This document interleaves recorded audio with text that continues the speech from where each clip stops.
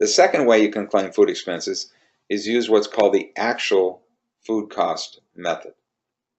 This method says you're going to estimate what you're actually spending on food, and we're assuming you're going to use this method because you believe your actual costs of food are greater than those standard meal allowance rates.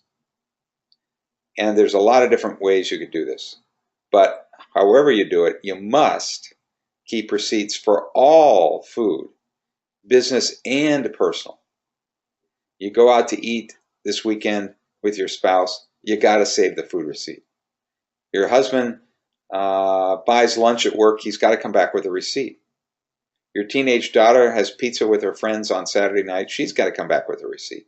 You need to save every receipt, because let's say you determined that you spent $5,000 on food for your business, and you have all those receipts.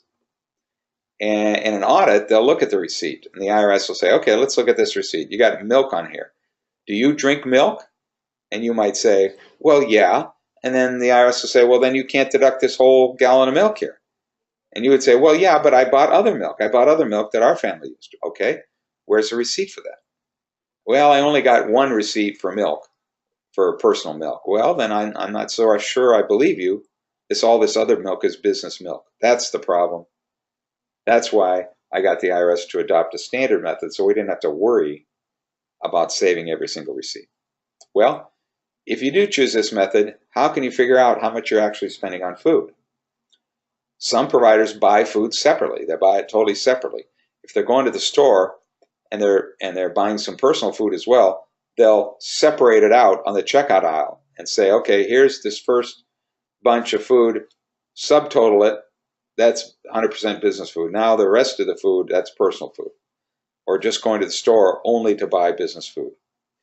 This means you need to keep food separate at home. 2 different ketchup jars, 2 different mayonnaise, 2 different gallons of milk. Separating these things out so that the food is not commingled.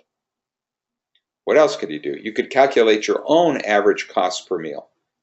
You're getting reimbursed for 73 cents for a snack. Maybe your snacks, you're serving more elaborate snacks, and your snacks cost 95 cents. All right, you would price out 2 or 3 different snacks to come up with your average snack cost based on what you're serving and how much it costs. Or you could say, well, I spent a total of $10,000 on food, and 60% of that was business food, so I'm going to deduct $6,000. Well, there's ways to do that as well. It's more work. All these methods are more work. My record-keeping guide describes 6 ways you could do this in some detail.